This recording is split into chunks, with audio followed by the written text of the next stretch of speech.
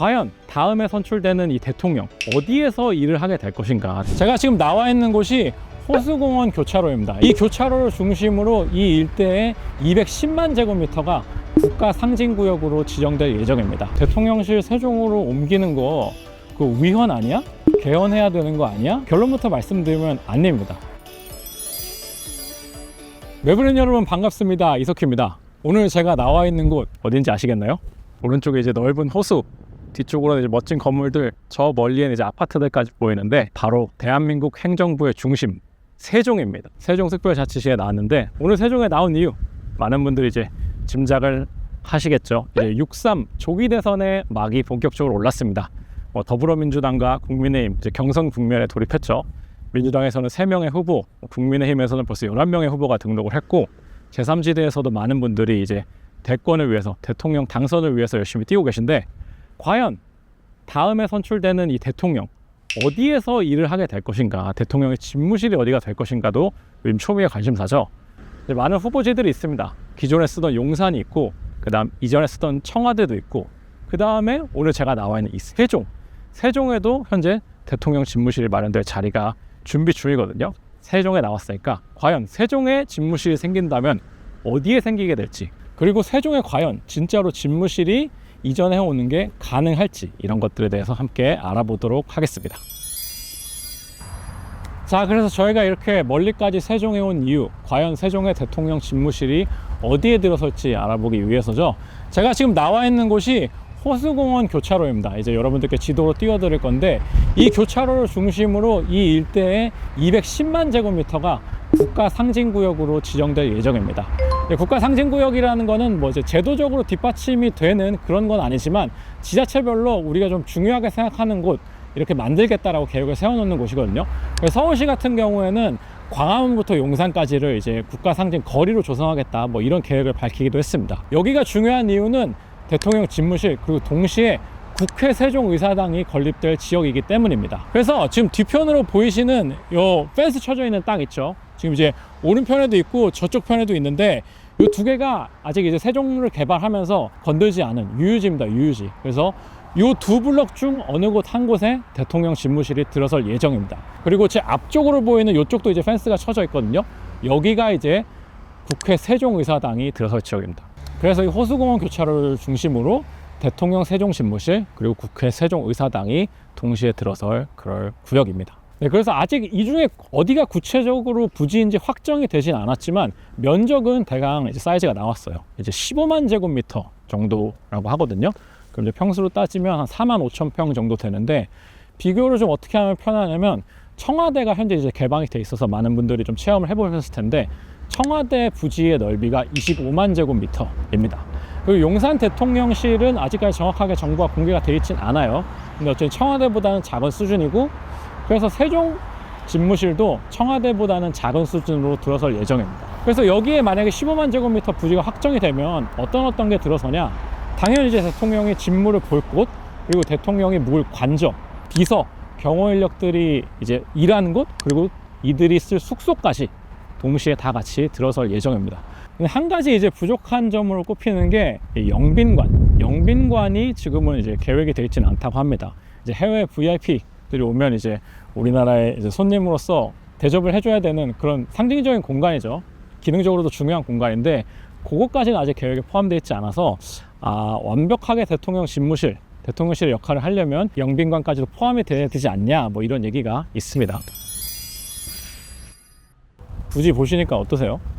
좀 되게 편한 것 같아요. 그렇죠. 지금은 워낙 이제 넓고 저쪽에 또 어디에 들어갈지 모르니까 편하긴 한데, 지금 보시면 저희가 이제 몇 분 안 걸어왔어요. 한 10분 정도 걸어왔는데 대통령 기록관 보이고 저기 이제 총리 비서실, 국조실 이렇게 있어서 사실 세종에 많은 정부기관들이 내려왔지만 대통령실이 뭐 청와대나 용산에 있으면서 계속 나왔던 얘기가 뭐 길과장들 얘기잖아요. 공무원들이 길에서 버리는 시간들이 너무 많다. 국회 보고하러 갈 때도 마찬가지고.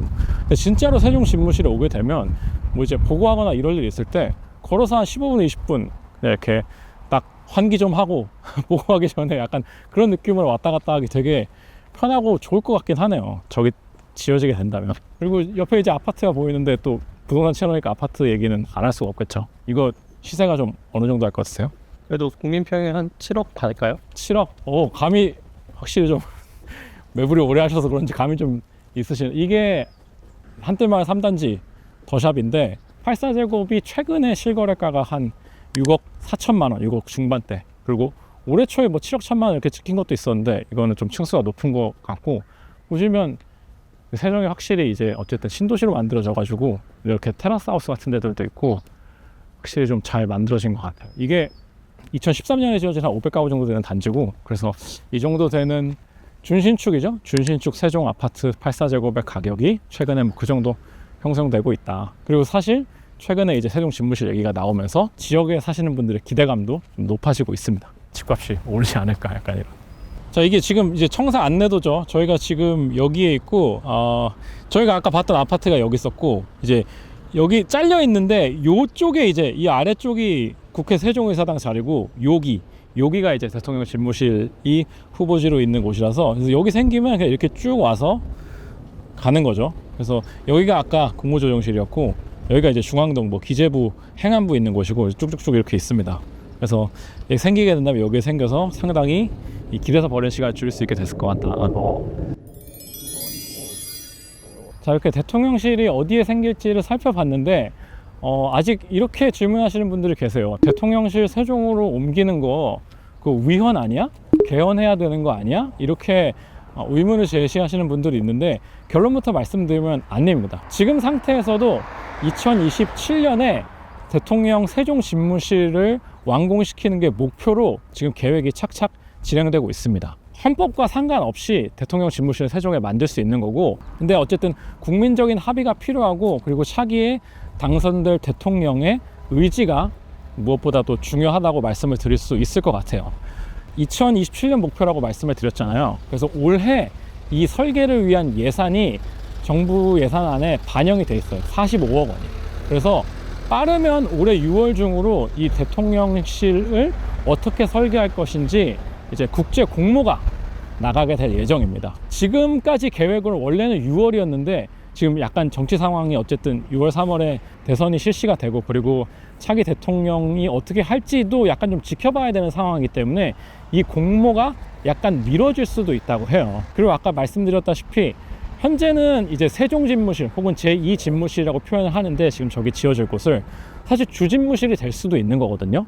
만약에 그렇게 된다면 아까 얘기했던 뭐 영빈관이라든지 다른 시설들까지도 들어설 수 있기 때문에 이 6월에 공모를 낼 때도 저기 집무실의 역할이 앞으로 좀 더 확장될 수 있으니 그것까지 염두해서 공모전에 참여를 해 주십시오, 이런 이제 문구가 좀 명시가 될 예정이라고 해요.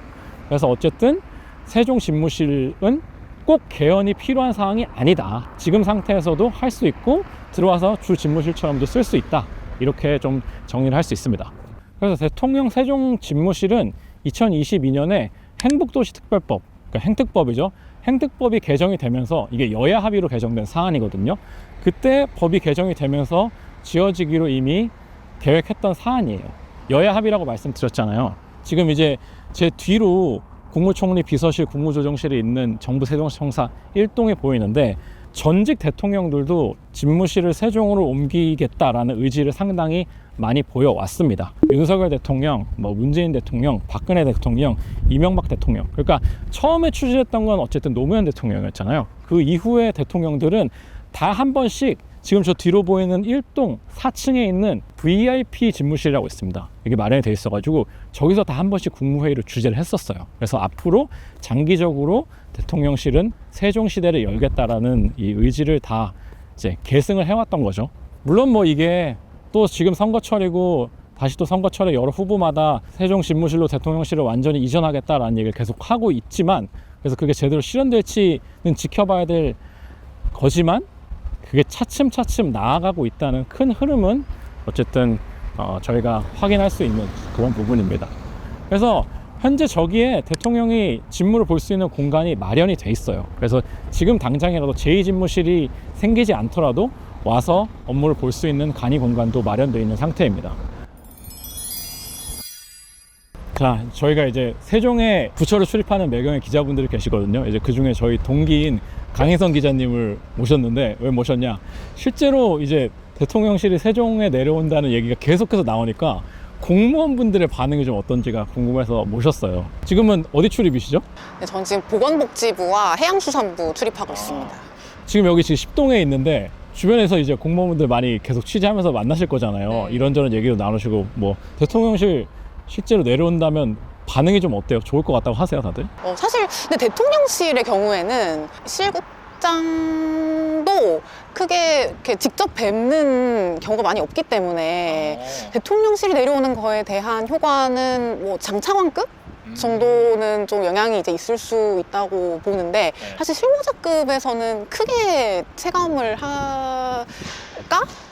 하는 좀 그런 반응들이 있는 것 같고 대신에 이제 대통령실이 내려오면 그 중앙동으로 간다는 소문이 있어요. 맞아요. 그 얘기가 뭐 그렇게 주장을 하시는 분들이 있던데 실제로 지금 안에서도 그런 얘기가 좀 있나 봐요. 예, 좀 그럴 수 있는 가능성이 좀 높지 않을까. 왜냐면 지금 다른 건물들은 자리가 없거든요. 자리가 없어서 그냥 일반 부처들이 주변에 있는 민간 건물을 임차해서 쓰는 경우도 있고. 그런 케이스도 있고. 예, 그리고 또 이제 중앙동이 가장 좀 새로운 건물이다 보니 그런 얘기들이 나오는 것 같은데 그럴 경우에는 지금 중앙동에 들어가 있는 기재부나 뭐 행안부 공무원 같은 경우에는 이제 짐을 싸서 나와야 하니 네, 뭐 어디로 가야 하나 이런 좀 썰 수준의 이야기들이 돌고 있는 것 같아요. 비워야 될 수도 있다. 약간 이런 그렇죠. 얘기가 나오나 네. 보군요. 벌써부터. 네네. 그렇지 않을까. 네, 일부 층이나마 비워야 할지 않을까 하는. 네, 그럼 내려오는 걸 반기는 분들은 이제 장차관급 정도는 돼야 대통령에 직접 대통령실의 경우는 네 그렇지 않을까 하고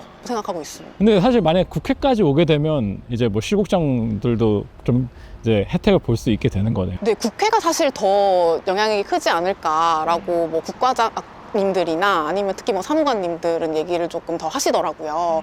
아무래도 그 대부분 서울을 가는 경우에는 국회에 뭐 이제 의원실에 좀 현안 관련해서 보고를 하러 간다던가 아니면 의원실에서 주최하는 세미나에 참석을 한다던가 뭐 이런 현안 대응을 하기 위해서 대기를 하고 있다던가 그런 경우들이 주로 있기 때문에 내려오면은 그런 실무자급들은 좀 편안해지지 않을까 하는 반응들이 좀 더 강한 것 같습니다. 하긴 저도 이제 국회 출입해봐서 알지만 이게 국감 때만 왔다 갔다 하는 게 아니거든요. 그냥 계속 수시로 의원실에서 막 불러가지고 네. 막 다니고 하는데 오히려 대통령실이 오는 것보다도 국회가 훨씬 더 파급력이 클 것이다. 세종의사당이 생겨서 만약에 진짜로 업무들이 많이 거기서 이루어지게 되면 그게 더 오히려 약간 좀 기대하는 부분. 그렇게 네, 저는 분위기를 읽고 있습니다. 그렇군요. 자, 그래서 진짜로 새로운 대통령이 선출이 되면 바로 세종에서 직무를 시작할 수 있느냐? 사실 이거는 현실성이 그렇게 높진 않습니다. 왜냐면 아까 말씀드린 대로 이 세종집무실은 2027년 완공이 목표이기 때문에 사실 그것도 목표대로 잘 안 되죠. 대부분의 사업들이. 그렇기 때문에 당장 세종에 내려와서 직무를 보는 건 어려울 것 같고 용산이냐 청와대냐 혹은 뭐 제3의 선택지냐 이제 이런 데에 몇 년 동안 있다가 이전에 오는 거 요게 이제 가장 세종의 주집무실이 오는 현실적인 방법일 것 같은데요. 사실 용산도 청와대도 지금 되게 많은 제약이 있습니다. 청와대 같은 경우는 오랜 기간 개방을 해놨기 때문에 이제 보안상 문제가 좀 있거든요. 많은 분들이 왔다 갔다 했고 특히나 이제 외국 관광객들도 왔다 갔다 했기 때문에 거기가 이제 안전하냐 공개가 많이 돼 있어서 들어가게 된다면 꽤나 장기간에 걸쳐서 재단장을 한 다음에 들어가야 된다는 게 이제 정설입니다. 그래서 당장 쓸 수 있는 건 용산인데 이제 용산은 아마도 제가 볼 때는 바로 들어갈 수 있는 선택지 중에 가장 가능성이 높을 것 같아요. 용산을 장기적으로 쓸 거냐 이거는 또 다른 문제일 것 같습니다. 특히나 이제 진보정당의 후보가 당선이 된다면 말이죠. 근데 바로 할 수 있다고 주장하시는 분들도 있습니다. 세종이 지역구인 이제 김종민 의원님이 말씀하신 건데 지금 세종 제 뒤로 보이는 이 중앙동에 몇 곳이 좀 비어 있는 곳이 있다고 해요. 그래서 당장 대통령이 여기서 이제 직무를 보다가 세종 집무실이 완성이 되면 2027년에 옮겨가는 것도 가능하다 이렇게는 이제 말씀을 하시는데 사실 뭐 아까 제가 청와대 또 보안 문제가 있다고 말씀을 드렸고 대통령이 근무하는 공간이 그렇게 쉽게 조성이 될 수 있는 게 아니어서 여기에 만들어진다 하더라도 상당 부분 준비하는 기간이 좀 필요할 걸로 보입니다. 실제로 문재인 전 대통령이 원래 대통령이 당선이 되면서 광화문 대통령 시대를 열겠다고 했었거든요.